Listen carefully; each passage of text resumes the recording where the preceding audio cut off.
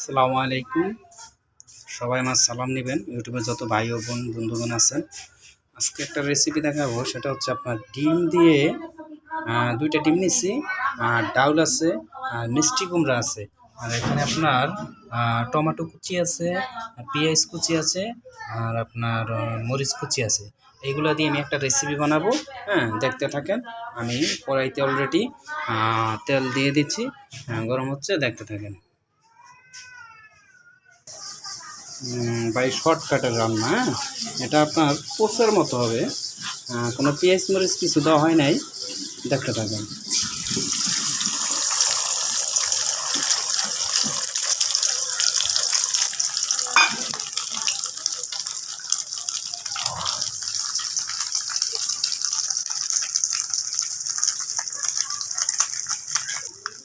আপনার আগে সুন্দর করে ডিমটাকে ভেজে নিব, তারপরে কেটে, হ্যাঁ, তারপরে দেখবেন কিভাবে কাজ মানে পাক করতেছি, আস্তে আস্তে দেখতে পারবেন।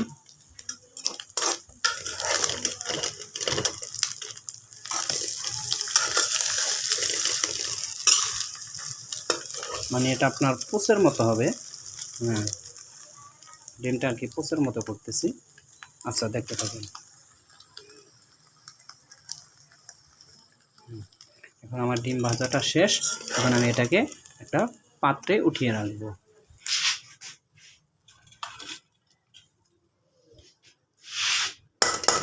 এখন এই কড়াইতে আমি আরও তেল দিয়ে দেব।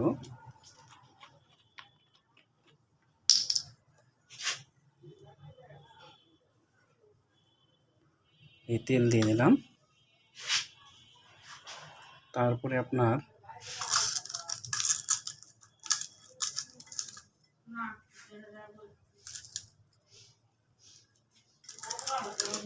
পেঁয়াজ কুচি দিয়ে দিলাম।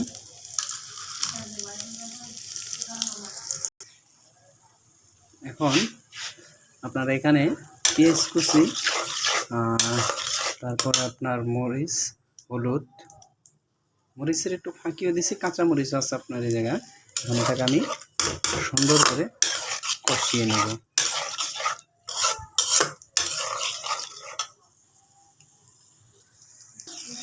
এখন মিষ্টি কুমড়াগুলা দিয়ে দেব।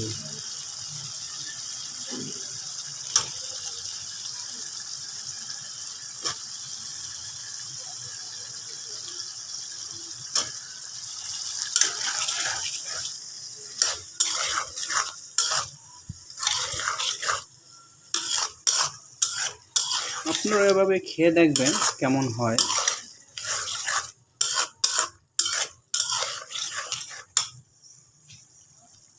সুন্দর করে এটাকে কষিয়ে নেব। কষানোর পরে এখন আমি এটার ভিতরে পানি দিয়ে দিচ্ছি। এখন পানি দিয়ে এগুলো ভালো করে রান্না হোক, তারপরে আমি আস্তে করে ডিমটা দিয়ে দেব।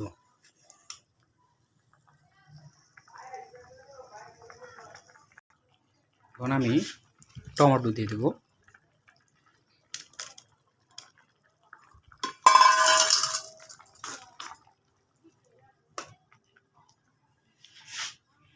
এরপরে আমি ডিমগুলাকে টুকরা টুকরা করে দিয়ে দেব।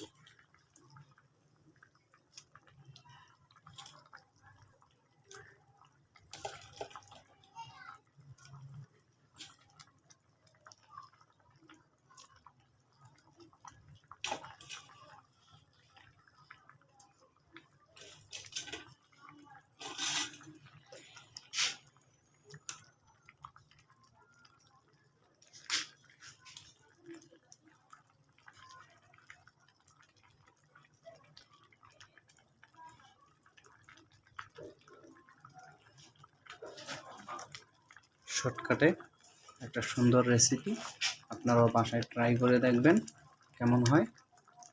হ্যাঁ, এখন কতটুকু সময় জাল দিয়ে তারপর নামিয়ে ফেলবো। হ্যাঁ, বাট আমি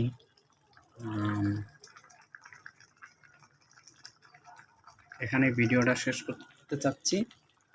তারপরও প্রায় হয়ে গেছে, এই দেখেন হয়ে গেছে।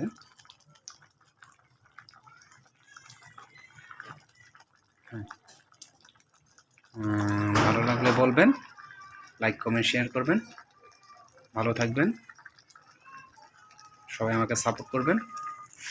আসসালামু আলাইকুম রহমতুল্লাহ।